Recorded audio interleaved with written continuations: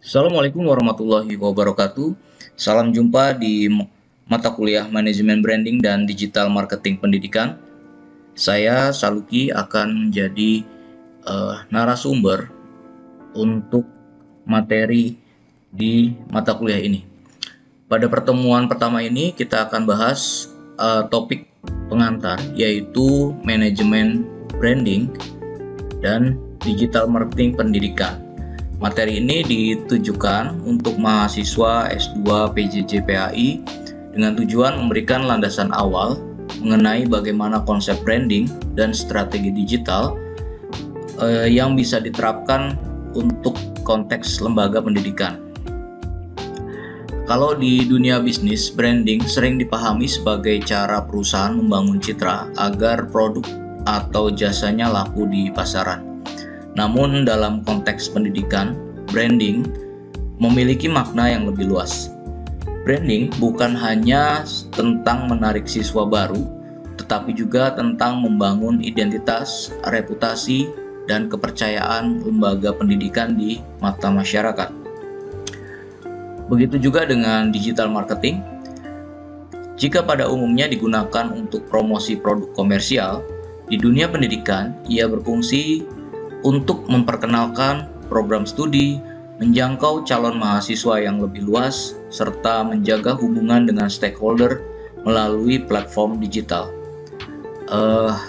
Hal ini menjadi sangat penting terutama dalam era pendidikan jarak jauh, di mana interaksi banyak bergantung pada media digital.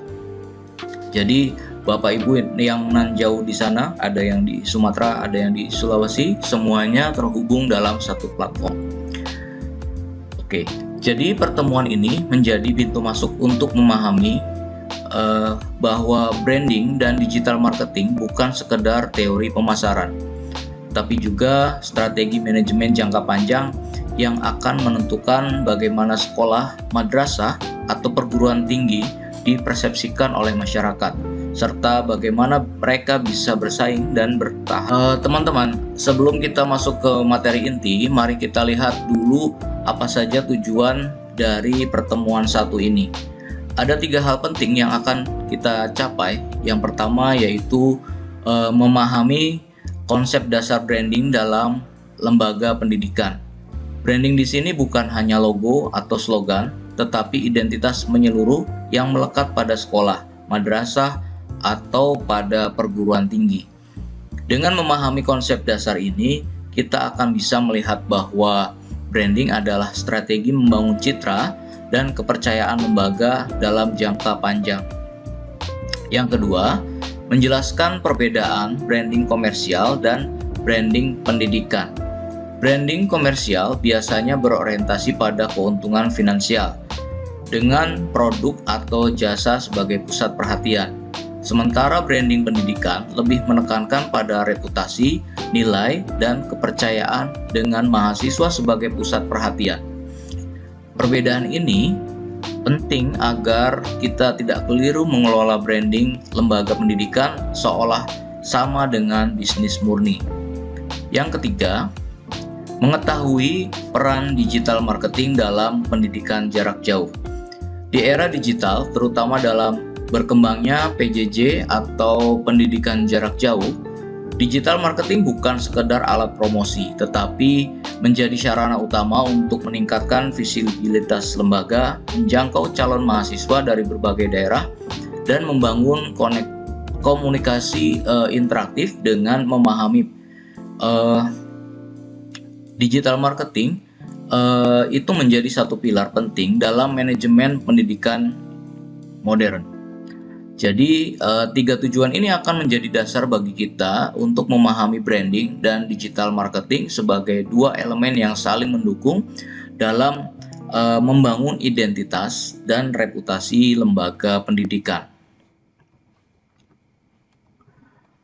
Oke, teman-teman, sekarang kita bahas tentang konsep branding dalam pendidikan. Branding pada dasarnya adalah sebuah lembaga menampilkan identitas dan membangun citra di mata publik. Dalam konteks pendidikan, branding tidak hanya sekedar soal promosi penerimaan mahasiswa baru, tapi lebih pada bagaimana lembaga dikenal, dipercaya, dan dipersepsikan oleh masyarakat. Ada beberapa elemen penting yang membentuk branding lembaga pendidikan. Yang pertama adalah logo. Logo adalah simbol visual yang menjadi wajah lembaga. Bentuk, warna, desain logo itu mencerminkan nilai dan karakter lembaga. Yang kedua, ini tidak kalah penting ya, tagline. Tagline berfungsi sebagai pesan singkat yang menggambarkan visi dan keunggulan lembaga. Misalkan sebuah sekolah mempunyai tagline membentuk pemimpin masa depan. Ini menekankan pada fokusnya untuk menjadi pemimpin gitu ya. Ada juga yang punya tagline Cyber Islamic University. Nah, itu juga merupakan bentuk visi yang dijadikan sebuah tagline untuk membentuk karakter keunggulan dari suatu lembaga. Reputasi inilah yang menentukan reputasi terbentuknya dari pengalaman nyata mahasiswa, prestasi dosen, akreditasi, testimoni alumni, sehingga interaksi sehari-hari dengan masyarakat. Tujuan utamanya dari hal-hal tersebut adalah dua hal ya. Yang pertama adalah menarik calon mahasiswa. Dengan menunjukkan identitas dan keunggulan lembaga, maka kita bisa menarik calon mahasiswa. Yang kedua adalah menjaga kepercayaan publik, baik dari orang tua, alumni, maupun stakeholder lainnya. Jadi, branding pendidikan bukan tentang tampilan luar, tetapi sebuah strategi jangka panjang untuk membangun identitas, konsistensi citra, dan kepercayaan untuk menentukan keberlangsungan lembaga di era persaingan global.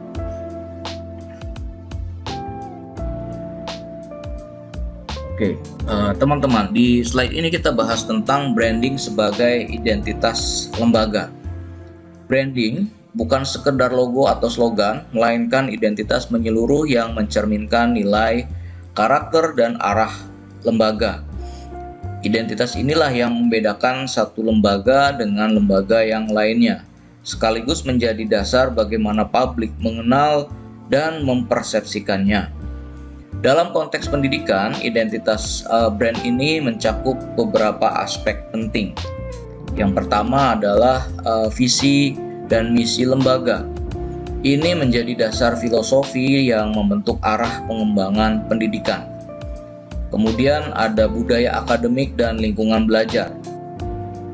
Bagaimana atmosfer belajar diciptakan, apakah menekankan pada riset, apakah menekankan hanya di sisi akademis, ataukah di keterampilan praktis, ataukah integrasi nilai-nilai yang tertentu ya.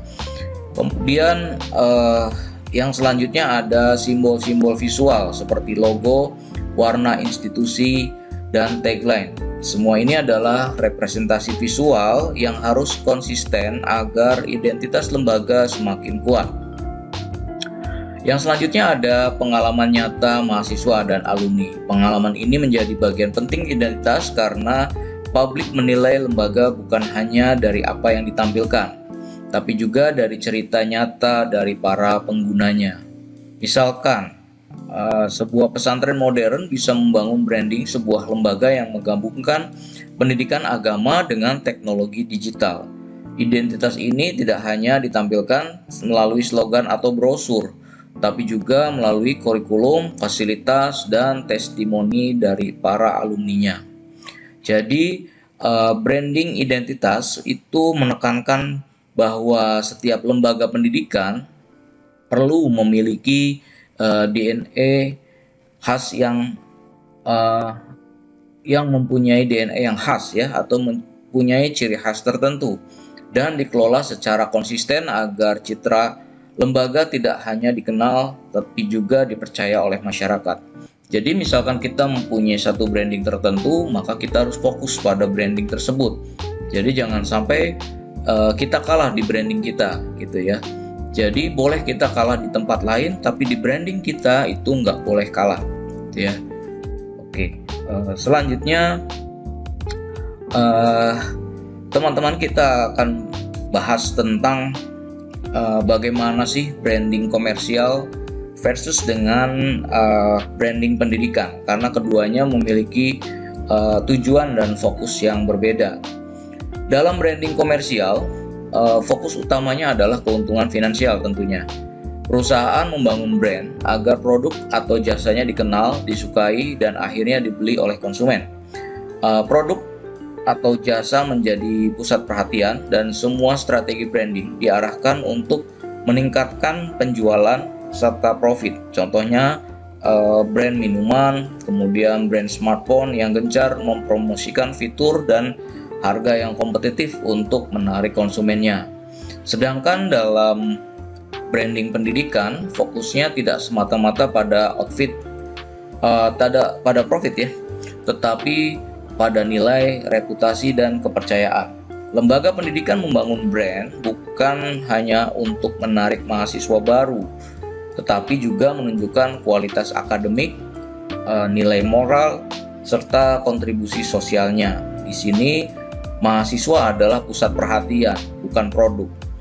Nah, branding pendidikan lebih menekankan bagaimana lembaga dapat memberikan pengalaman belajar yang berkualitas, membangun karakter, dan menyiapkan mahasiswa untuk masa depan. Jadi sebagai bekal untuk pekerjaan atau wirausaha ya. Perbedaan utama ini penting dipahami agar kita tidak salah kaprah dalam mengelola sebuah branding dari lembaga pendidikan. Nah, memang banyak lembaga pendidikan membutuhkan keberlanjutan finansial ya, tetapi citra dan reputasi tidak boleh diperlakukan sama seperti produk komersial ya. Branding pendidikan harus berorientasi pada misi, nilai, dan tanggung jawab sosial. Jadi pada saat kita membranding sebuah lembaga pendidikan, itu tidak seperti pedagang asongan gitu ya.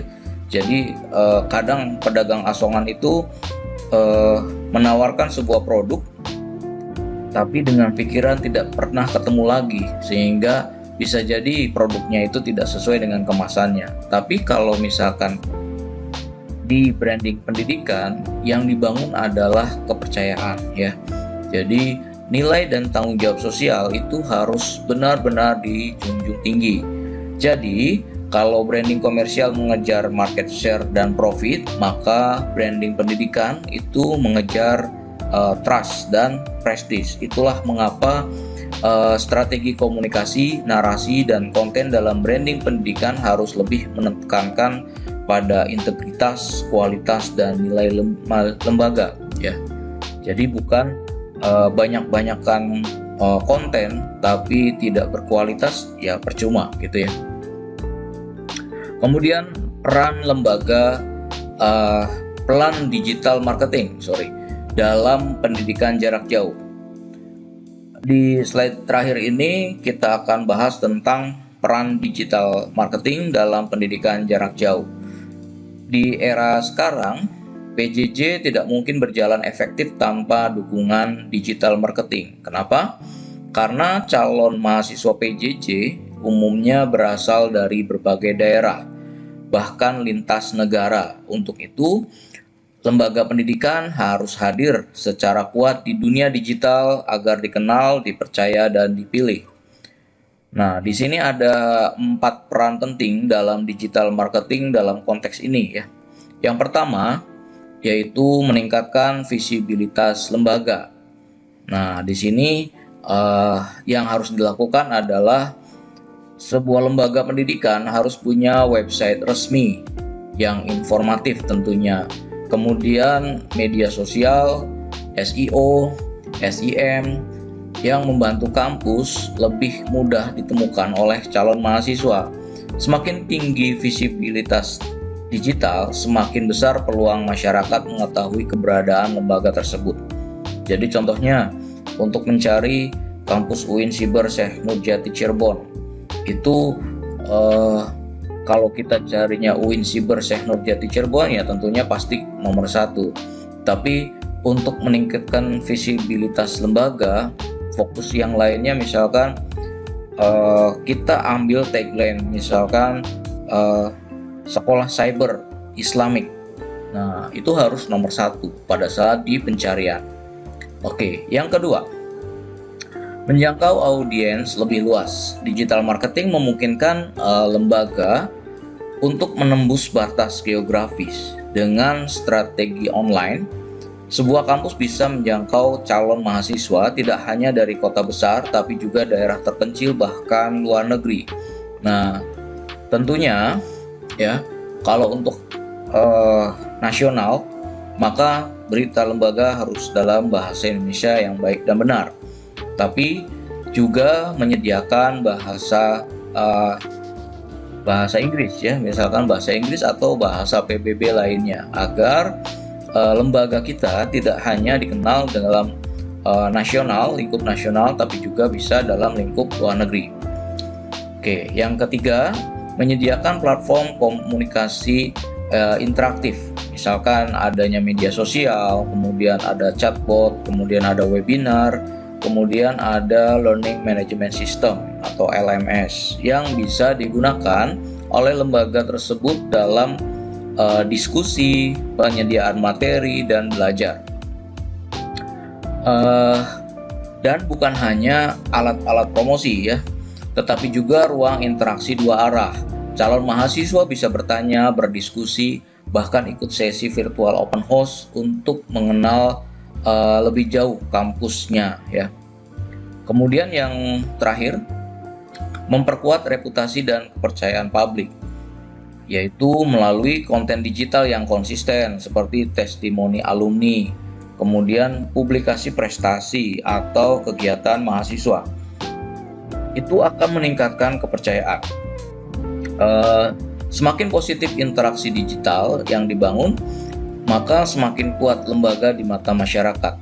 Dengan kata lain, digital marketing bukan hanya mendukung promosi PJJ, tapi juga sebagai pilar utama dalam menjaga eksistensi dan kredibilitas lembaga pendidikan di era global. Jadi, lembaga pendidikan yang ingin bersaing dalam menyelenggarakan PJJ harus memanfaatkan digital marketing secara serius, kemudian strategis dan berkelanjutan.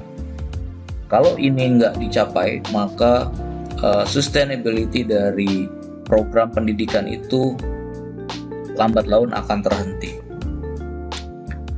Oke, sebagai penutup pertemuan pertama ini, mari kita simpulkan bahwa poin utama yang telah kita bahas yaitu yang pertama, kita memahami branding dalam pendidikan itu bukan sekedar soal logo ya atau promosi penerimaan mahasiswa baru, tapi branding adalah identitas menyeluruh lembaga yang mencerminkan visi, misi, nilai, dan reputasi di mata publik.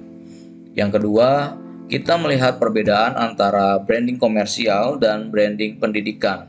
Jika branding komersial fokus pada produk dan keuntungan finansial, maka branding pendidikan lebih menekankan pada nilai, reputasi, dan mahasiswa sebagai pusat perhatian.